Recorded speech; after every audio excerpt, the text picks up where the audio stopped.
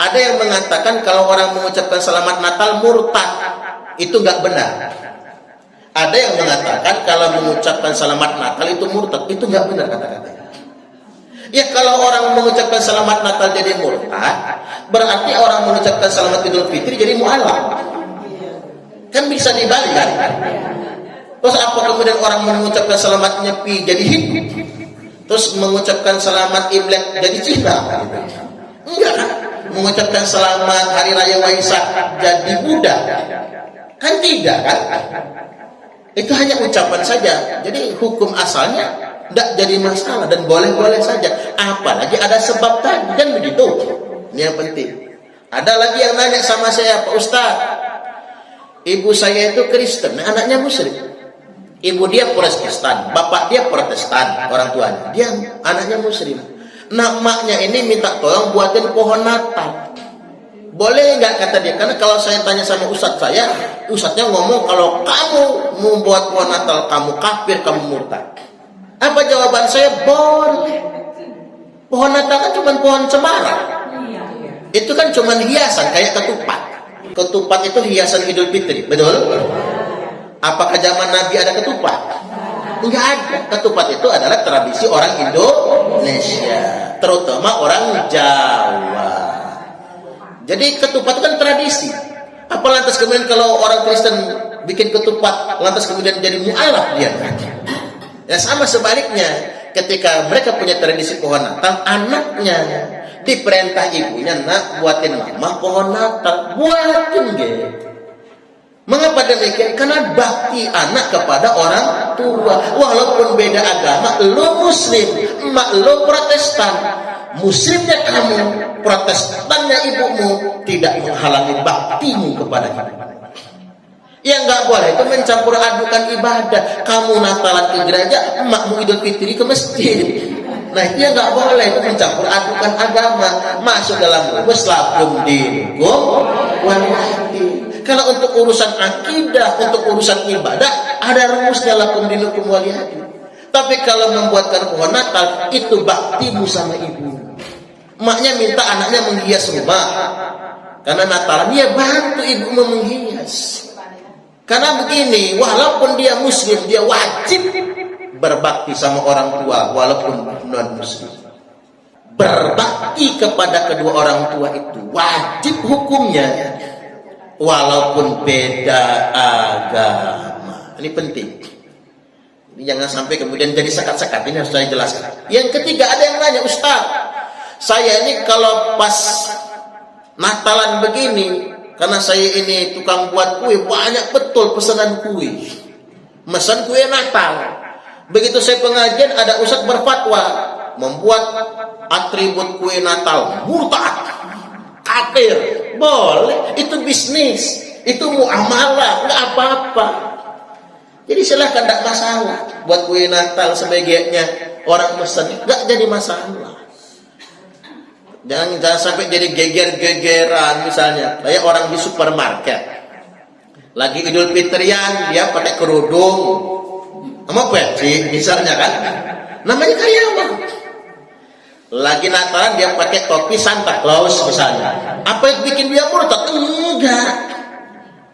Iya, bukan supermarketnya itu maksa dengan karyawannya, bukan, tapi itu kan bagian dari servis dia. Terus saya ingin sampaikan juga sama kita semua, ngapa kemudian kita ini kalau Natalan terus rame? Kayaknya kita sentimen amat orang sama orang Kristen dulu. Ketiban Nyepi gak ada yang ribut. Malah ketiban Imlek orang Muslim semua kumpul di kelenteng. Ketiban Imlek kan orang Islam tuh ngumpul di kelenteng, nganti ngarep angpau. Apa yang ngantri di kelenteng itu tiba-tiba agamanya jadi Buddha? Enggak. Nah ini kan penting buat kita. Kok jadi sentimen amat sama orang Kristen? Enggak. Sama Hindu enggak. Sama Buddha juga enggak. Kan begitu ya. Nah ini ada masalah berarti di kita. Saya ingin ngajarin ibu-ibu ini matang beragama maksudnya, Bu. Halo? Bu? Assalamualaikum warahmatullahi wabarakatuh. Ada yang bertanya, apakah mengucapkan selamat Natal itu bisa mengakibatkan seseorang menjadi murtad? Waduh, ini menggelikan sekali ya. Kalau sekedar mengucapkan selamat Natal bisa membuat orang jadi murtad, berarti yang mengucapkan selamat Idul Fitri membuat dia jadi mu'alaf dong. Atau mengucapkan selamat Hari Raya Nyepi jadi Hindu, begitu. Atau mengucapkan selamat Hari Raya Waisak menjadi Buddha misalnya. Ini kan fatwa yang menggelikan sekali. Kemudian ada yang bertanya lagi, Ustadz, saya dengan orang tua berbeda agama. Jadi anaknya mu'alaf muslim, orang tuanya non-muslim, beragama Kristen. Lalu orang tuanya minta anaknya untuk membuatkan pohon Natal. Nah, pertanyaan anaknya, Ustadz, bolehkah saya selaku anaknya memenuhi permintaan orang tua untuk membuatkan pohon Natal? Jawabannya boleh. Dia tidak mengikuti ibadahnya, karena memang sudah berbeda agama. Tetapi membuatkan pohon Natal boleh-boleh saja. Apalagi itu bentuk cara dia berbakti kepada orang tuanya.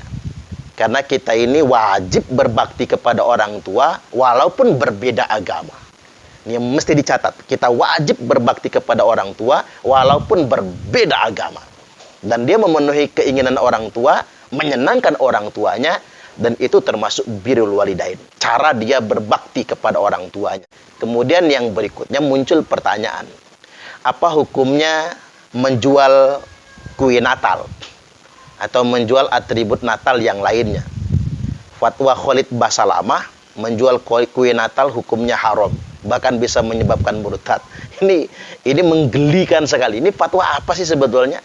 Kok ada sih orang yang mudah sekali ngomong halal haram, mudah sekali mengharam-haramkan sesuatu, mudah sekali memurtad-murtadkan perbuatan orang lain. Itu kan perkara mubah saja. Orang mau bikin kue Natal kemudian dia jual karena banyak yang membutuhkannya. Ini murni bisnis, ini murni muamalah, ya boleh-boleh saja dong. Sama saja dengan kalau ada orang non-muslim misalnya jualan ketupat. Ketupat itu kan adalah tradisi ornamen Hari Raya Idul Fitri. Jadi kan ini cuma tradisi, ini cuma ornamen. Ketika orang kemudian menjual ketupat, apa kemudian dia jadi mu'alaf? Ketika orang menjual ketupat, apa kemudian dia menjadi muslim dengan sendirinya? Ya tidak juga. Ini murni muamalah. Jadi kalau ada pengusaha kue, bikin kue, dan kue itu diperuntukkan untuk perayaan Natal, ya boleh-boleh saja. Ini perkara-perkara yang mubah-mubah saja. Jadi hati-hati sekali kita ini jangan gampang mengatakan halal haram. Dikarenakan at-tahlilu wa tahrimu haqqullahi wahdah. Menetapkan sesuatu yang halal atau sesuatu yang haram itu hanya hak Allah semata. Saya juga heran mengapa sekarang ini merasa pintar agama sedikit, kok dia sudah menuhankan dirinya. Saya ulangi sekali lagi. Mengapa banyak orang yang sedikit merasa pintar agama, lantas kemudian dia menuhankan dirinya? Mengapa saya katakan menuhankan dirinya? Alangkah latahnya cangkemnya ini. Mulutnya mengatakan halal, alangkah latahnya dia kemudian mengatakan haram. Padahal at-tahlilu wa tahrimu haqqullahi wahdah. Menetapkan halal haram itu hanya hak Allah semata. Makanya orang yang dengan terburu-buru, dengan latahnya cepat mengatakan halal atau haram, mudah sekali memponis sesuatu haram dikit-dikit haram, maka qarinu syirku billah, maka sama saja derajatnya dia sudah menyekutukan Allah Subhanahu wa taala. Jadi hati-hati. Ini sama dengan menyekutukan Allah, atau bahasa lainnya menuhankan dirinya sendiri. Kemudian yang berikutnya, penting kita mengingat sabda Nabi sallallahu alaihi wasallam, innal halala bayyin wa innal harama bayyin wa ma bainahuma mushtabihat. Innal halala bayyin, sesungguhnya yang halal itu benar-benar jelas. Wa innal harama bayyin, dan sesungguhnya sesuatu yang haram itu benar-benar jelas. Wa ma bainahuma mushtabihat, maka kalau yang halal itu jelas, yang haram itu juga jelas, maka perkara yang belum jelas kehalalannya, belum pasti kehalalannya, dan belum pasti juga keharamannya, wa ma bainahuma perkara yang diantaranya adalah urusan yang subhat. Nggak boleh kita ponis pasti halalnya, nggak boleh juga kita ponis pasti haramnya. Kalau kita terburu-buru berdasarkan nafsu, sentimen tersendiri, hawa nafsu mengatakan halal atau haram, ya tadi, qarinu syirku billah, sama saja derajatnya dengan menyekutukan Allah Subhanahu wa taala. Hati-hati. Nah, ini penting ya. Hadis yang berikutnya Nabi sallallahu alaihi wasallam telah bersabda, "Ma ahallallahu fi kitabihi fahuwa halalun."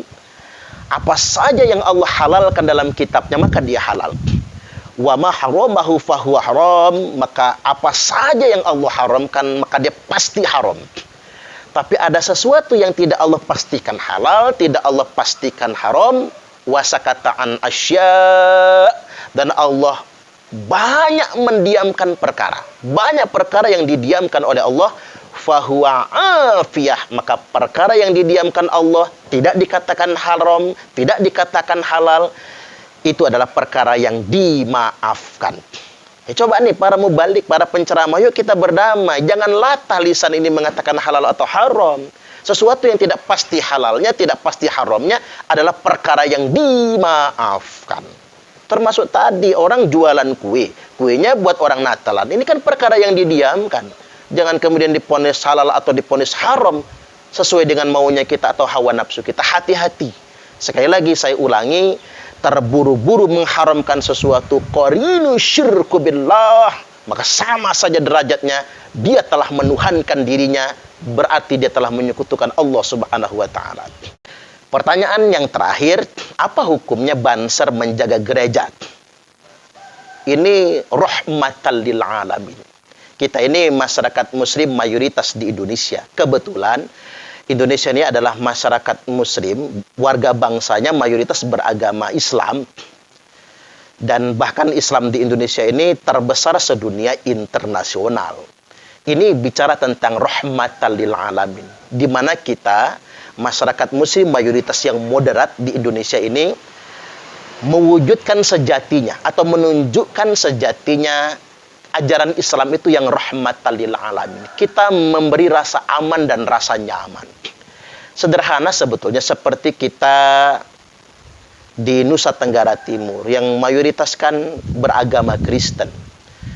Ketika umat Islam sedang beridul fitri, pemuda-pemuda gereja kemudian membantu pengamanan, menjaga masjid atau lapangan tempat umat muslim sholat, itu kan merasa nyaman, merasa aman. Inilah persaudaraan yang sesungguhnya. Atau kita di Bali, ketika pecalang-pecalang Bali membantu umat muslim yang sedang idul fitri, mengamankan masjid, mengamankan lapangan, bagus semua itu. Sama halnya ketika kita di lingkungan muslim yang mayoritas, ketika umat non-muslim sedang merayakan perayaan agama mereka, kita membantu menghadirkan rasa aman. Ini bicara tentang toleransi, ini bicara tentang Bhinneka Tunggal Ika, dan dalam Islam ini namanya rahmatan lil alamin. Kami adalah Laskar Sabilillah, pecinta Wali Songo dan para anbiya, pewaris peradaban Islam di Nusantara hingga berkibar bangsa Indonesia.